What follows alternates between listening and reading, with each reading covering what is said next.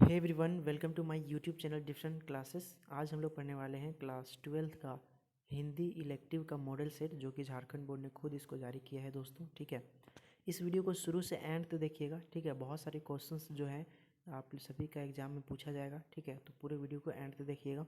और चैनल पर नए हैं तो चैनल को प्लीज़ सब्सक्राइब करके जाइएगा, ताकि जैसे ही और वीडियो जाए तो सबसे पहले आप सभी के पास वो वीडियोज़ पहुँच सके। तो चलिए बिना लेट के वीडियो को स्टार्ट करते हैं।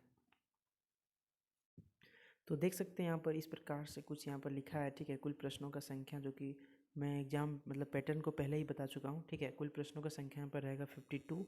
ठीक है, जो और उसमें से आपका 1 से लेकर 30 तक ऑब्जेक्टिव प्रश्न रहेंगे। बाकी बाद आपका जो है सो सब्जेक्टिव प्रश्न रहेंगे। ठीक है, तो इस वीडियो में हम लोग ऑब्जेक्टिव प्रश्न को करने वाले हैं। ठीक है, नेक्स्ट वीडियो में हम लोग जो है सो सब्जेक्टिव प्रश्न को करेंगे। ठीक है, चलिए क्वेश्चन क्यों चलते हैं, पहला क्वेश्चन समझते हैं।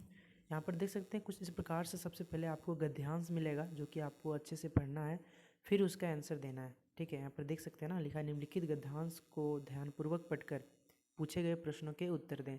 तो सबसे पहले अच्छे से इसको पढ़ना है, रीड करना है, इसके बाद ही आपको ये क्वेश्चंस को बनाना है। ठीक है ना, तो आप लोग इसको पढ़ लीजिएगा। मैं डायरेक्ट क्वेश्चन पे चलता हूँ। ठीक है, जब तक आप इसको पढ़िएगा नहीं तब तक क्वेश्चंस को समझ नहीं आएगा। ठीक है, चलिए समझते हैं। पहला देखिए, यहाँ पर सारी चीज़ों को पढ़ने के बाद जो है पहला क्वेश्चन है कि विज्ञान की प्रगति से किसमें वृद्धि हुई है। ठीक है, तो यहाँ देख सकते हैं फर्स्ट लाइन में ही लिखा हुआ है गद्यांश में कि विज्ञान की प्रगति से आधुनिक सुख साधनों में पर्याप्त वृद्धि हुई है।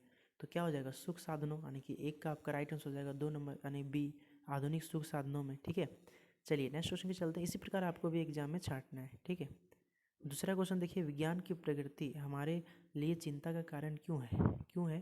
क्योंकि जो है आपका ऑप्शन ये देखिए, क्या इसमें मानव बुद्धि कुंठित हो गई है।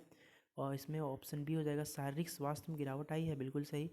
और ऑप्शन सी है, मानसिक स्वास्थ्य में गिरावट आई है। Option C is the right answer, अन्य मतलब सही है ये। ठीक है, और ऑप्शन डी है ये सभी। तो ये क्या हो जाएगा, ये जो है ना, ये सभी हो जाएंगे। ठीक है, ये जो है वो सभी हो जाएंगे, यानी कि 2 का आपका राइट आंसर हो जाएगा ऑप्शन नंबर डी। ठीक है, चलिए नेक्स्ट क्वेश्चन क्यों चलते हैं। हमारा नेक्स्ट क्वेश्चन है कि तीसरा नंबर चलते हैं। तीसरा के उपयुक्त गद्यांश के लिए उपयुक्त शीर्षक चुनिए।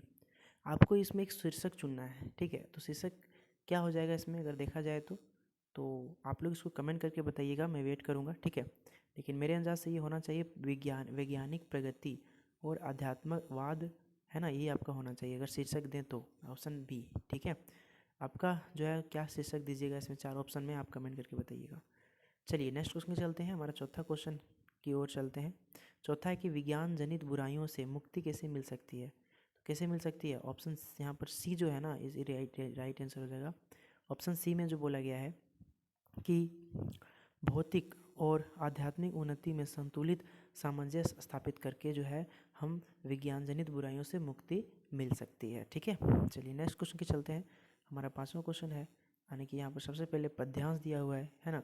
इस पद्यांश को उसको अच्छे से पढ़ना है, रीड करना है, फिर जो है क्वेश्चंस को समझेंगे। देखिए, चढ़ रही थी धूप गर्मियों के दिन, दिवा का तमता माता रूप, उठी झुलसाती हुई लू, है ना, रोई का ज्यों जलती हुई भू, गर्द चिनगी छा गई, प्राय इस हुई दोपहर, वह तोड़ती पत्थर। ठीक है, तो देखते हैं इसमें अब क्या क्या क्वेश्चन है। ये पद्यांश था कुल। ठीक है, जिसको आप लोग को सभी पद्यांश और गद्यांश को अच्छे तरीके से पढ़ना है, फिर जो है सारी चीज़ों को देखना है। ठीक है, चलिए देखते हैं कभी किस ऋतु की चर्चा हो रहा है। तो ये जो है ये जो पद्यांश है, इसमें कौन सा ऋतु के बारे में बताया जा रहा है। ठीक है, तो क्या हो जाएगा, 5 का आपका right answer option number D, यानी कि ग्रीष्म ऋतु। ठीक है, चलिए नेक्स्ट क्वेश्चन के चलते हैं। नेक्स्ट है कि यहाँ यहाँ वह है, यहाँ वह किसके बारे में बताया है, किसके तरफ इंडिकेट कर रहा है। तो क्या हो जाएगा, 6 का आपका राइट आंसर हो जाएगा ऑप्शन नंबर ये, यानी कि एक स्त्री के बारे में यहाँ पर बोल रहा है। ठीक है ना, नेक्स्ट क्वेश्चन चलते हैं 8वां नंबर की, सॉरी 7वां नंबर, उपयुक्त गद्यांश के लिए एक उपयुक्त शीर्षक अगर देखा जाए तो क्या होगा इन 4 ऑप्शनों में, रुई या फिर चिंगी या फिर तोड़ती पत्थर या फिर दोपहर। तो क्या हो जाएगा, 7वां का आपका राइट आंसर हो जाएगा ऑप्शन नंबर सी, यानी कि तोड़ती पत्थर। ठीक है, चलिए नेक्स्ट क्वेश्चन को चलते हैं। वीडियो में थोड़ा सा आवाज़ जो है सो ना, तो थोड़ा सा अगर प्रॉब्लम हो रहा होगा, ठीक है, तो ये जो आवाज़ का जो प्रॉब्लम है मैं बहुत जल्दी ठीक कर दूंगा। ठीक है, जो कल से वीडियोज़ आएंगे यानी कि कल परसों से जो वीडियोज़ आएंगे उसमें जो है सो थोड़ा सा भी प्रॉब्लम नहीं होगा, ठीक है। ये माइक में थोड़ा सा प्रॉब्लम है, ठीक है। मैं जल्दी मार्केट मेरा गांव से थोड़ा सा दूर है, जिसके कारण जो है माइक का व्यवस्था नहीं हो पाया अभी तक। तो मैं बहुत जल्दी माइक को ख़रीद लूँगा और इसमें कोई प्रॉब्लम नहीं होगा। चलिए क्वेश्चन को चलते हैं।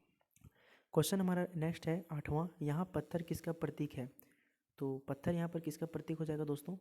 8वां का आपका राइट आंसर हो जाएगा ऑप्शन नंबर बी, यानी कि कठिनाई का, ठीक है। नेक्स्ट क्वेश्चन पे चलते हैं। नेक्स्ट है निम्नलिखित प्रश्नों के सही विकल्प का चयन कीजिए।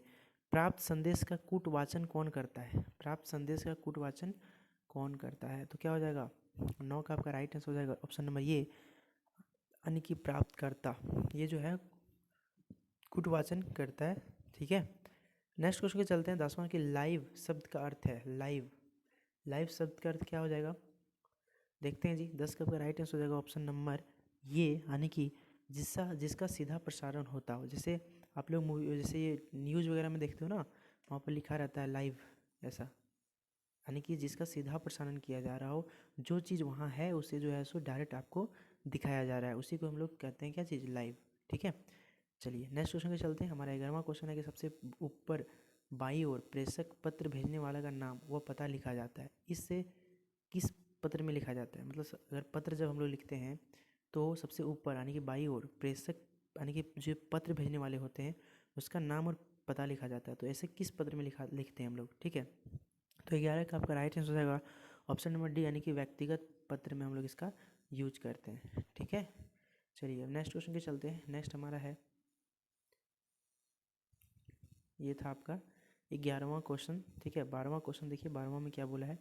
फीचर से संबंधित निम्न में से कौन सा कथन सत्य सही मतलब नहीं है, ठीक है।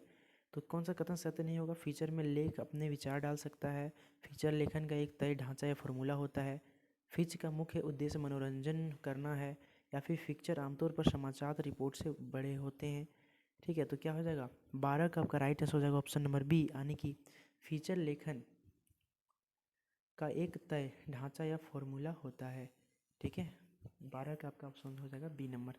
चलिए नेक्स्ट क्वेश्चन की चलते हैं। नेक्स्ट हमारा 13वां क्वेश्चन है कि निम्न में से कौन सा कार्य संपादक का नहीं है? तो क्या हो जाएगा? और 13 का आपका राइट आंसर हो जाएगा सी नंबर, यानी कि क्षेत्र से खबरें इकट्ठा करना। ये जो है ना, ये संपादक का कार्य नहीं है, ठीक है।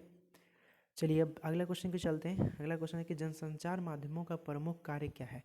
तो जनसंचार माध्यमों का प्रमुख कार्य क्या है दोस्तों? तो 14 का आपका राइट आंसर हो जाएगा ऑप्शन नंबर डी, यानी कि ये सभी, ठीक है। क्या क्या हो जाएगा सभी में? पहला है लोगों का मार्गदर्शन करना, मनोरंजन करना, सूचना देना और शिक्षित करना, ये सभी हो जाएंगे, ठीक है। नेक्स्ट क्वेश्चन की बात करते हैं कि भारत में प्रकाशित होने वाला पहला अखबार कौन सा था? तो कौन सा अखबार था जो भारत में पहली बार प्रकाशित हुआ था? तो 15 का आपका राइट आंसर हो जाएगा ऑप्शन नंबर ये, यानी कि बंगाल गजट। ये जो था ना, वो भारत में पहला प्रकाशित होने वाला अखबार था, ठीक है। बंगाल गजट याद रखिएगा, ऑप्शन नंबर ये। नेक्स्ट क्वेश्चन के चलते हैं। नेक्स्ट हमारा है कि कम से कम शब्दों में तत्काल महज सूचना देना टेलीविज़न समाचार के लिए चरण के अंतर्गत आता है। तो ये न्यूज़ वाला ज़्यादा क्वेश्चन आया है, ठीक है। न्यूज़ वाले जो होता है ना अखबार वगैरह में, इससे बहुत सारे क्वेश्चन पूछा है। तो 16 का आपका राइट आंसर हो जाएगा ऑप्शन नंबर सी, यानी कि फ्लैश न्यूज़। क्या होता है? Flash news. नेक्स्ट क्वेश्चन में चलते हैं। नेक्स्ट हमारा जो है सो पाठ्य पुस्तक से पूछा है, ठीक है। इसको आप लोग जो है सो पाठ्य पुस्तक में सारी चीज़ों को पढ़े होंगे। ये पद्यांश देखिए यहाँ पर लिखा हुआ है, इतने सारी चीज़ पद्यांश है, इसको पढ़ना है कि, है ना, और इसको बताना है। ये आप देखिए यहाँ पूछ दिया कि ये जो पद्यांश है, प्रस्तुत पंक्तियों की जो रचयिता है वो कौन है? तो आपको बताना है, ठीक है। तो ये जो रचयिता है, ये जो पद्यांश है, इसकी जो रचयिता है ना, वो 17 का आपका राइट आंसर हो जाएगा ये नंबर, यानी कि जयशंकर प्रसाद। क्या हो जाएगा? जयशंकर प्रसाद इसका रचयिता है। नेक्स्ट है कि इस पद्यांश का प्रतिपाद है, क्या हो जाएगा? तो 18 का आपका राइट आंसर हो जाएगा ऑप्शन नंबर बी, यानी कि देवसेना देवसेना की प्रेम पीड़ा, ठीक है। नेक्स्ट क्वेश्चन में चलते हैं कि इस पद्यांश में कौन सा अलंकार नहीं है? कौन सा अलंकार नहीं है दोस्तों? तो 19 का आपका बी हो जाएगा, यानी कि अमक अलंकार। क्या हो जाएगा? अमक अलंकार, ठीक है। नेक्स्ट क्वेश्चन में चलते हैं। प्रस्तुत पंक्तियाँ किस नाटक से ली गई है? आपको बताना है। आप लोग किताब पढ़े हैं तो उसमें आपको बताया गया होगा, है ना।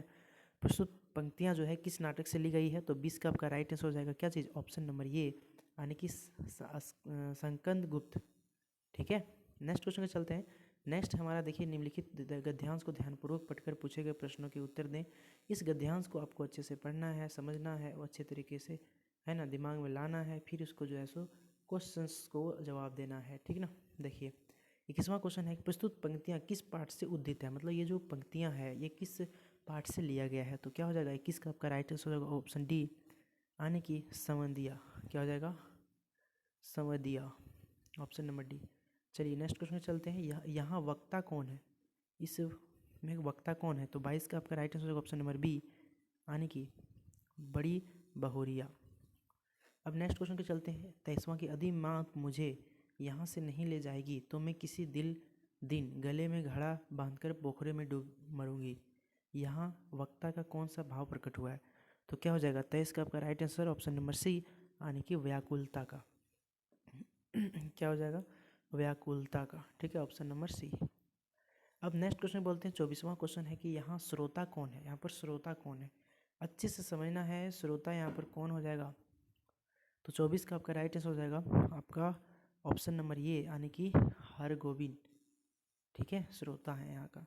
अब देखिए निम्नलिखित प्रश्नों के लिए सही विकल्प का चयन कीजिए, ठीक है, सही विकल्प का चयन करना है। 5 क्वेश्चन होगा इसमें। यदि दीप अकेला, यह दीप अकेला कविता में दीप किसका प्रतीक है। तो दीप किसका प्रतीक है। 25 का आपका राइट आंसर हो जाएगा ऑप्शन नंबर बी, यानी कि व्यक्ति का। किसका हो जाएगा, व्यक्ति का। अब नेक्स्ट क्वेश्चन चलते हैं 26वां की, कौशल्या किससे देखने के लिए राम से पुनः अयोध्या नगपुरी वापस आने का निवेदन करती है। तो क्या हो जाएगा 26 का आपका राइट आंसर, 26 का आपका जो राइट आंसर हो जाएगा वो हो जाएगा ये नंबर, यानी कि दुखी अश्वियों का, ठीक है, option number A. Next question चलते हैं 37वां क्वेश्चन की, 4 हाथ लघु कथा किसके शोषण का उजागर करती है। तो 27 का आपका राइट आंसर हो जाएगा दोस्तों ऑप्शन नंबर ये, यानी कि मजदूरों की, ठीक है। अब नेक्स्ट क्वेश्चन की बात करते हैं। दूसरा देवदास कहानी में घटनाएं किस शहर में घटती है। दूसरा देवदास जो कहानी है उसमें घटनाएं जो घटती है वो किस शहर में घटती है। तो 28 का आपका राइट आंसर हो जाएगा क्या चीज़, ये नंबर, यानी कि हरिद्वार। हरिद्वार शहर में ये जो कहानी है उसमें घटना घटती है। नेक्स्ट 29वां क्वेश्चन है कि सूरदास की झोपड़ी शीर्षक पाठ किस उपन्यास का अंश है। तो क्या हो जाएगा 29 का आपका राइट आंसर हो जाएगा ऑप्शन नंबर बी, यानी कि रंगभूमि, ठीक है। नेक्स्ट क्वेश्चन के चलते हैं और इस वीडियो का लास्ट क्वेश्चन है कि लेखक ने खाऊ उजाड़ू सभ्यता किसे कहा है। तो किसे कहा गया है। तो 30 का आपका जो राइट आंसर हो जाएगा ऑप्शन नंबर बी, जो कि इसका राइट आंसर हो जाएगा, यानी कि जीवन के मूल्यों को ताक ऊपर रख कर विकास की अंधी दौड़ में शामिल होने को जो है लेखक ने खाऊ उजाड़ू सभ्यता कहा है, ठीक है। तो ये था दोस्तों क्लास 12 का हिंदी इलेक्टिव का टोटल 30 ऑब्जेक्टिव क्वेश्चन जो कि हमने आज इस वीडियो में करा, ठीक है। अब जो है सो अगले वीडियो में हम लोग इसका सब्जेक्टिव क्वेश्चंस को देखेंगे, ठीक है। अगर वीडियो पसंद आया हो तो प्लीज़ लाइक कीजिएगा, सब्सक्राइब कीजिएगा, है ना, और अपने दोस्तों को भी शेयर कीजिएगा। चलिए मिलते हैं फिर अगले वीडियो में, तब तक रखिए अपना ख्याल, हंसते रहिए, मुस्कुराते रहिए एंड पढ़ते रहिए। जय हिंद, जय झारखंड।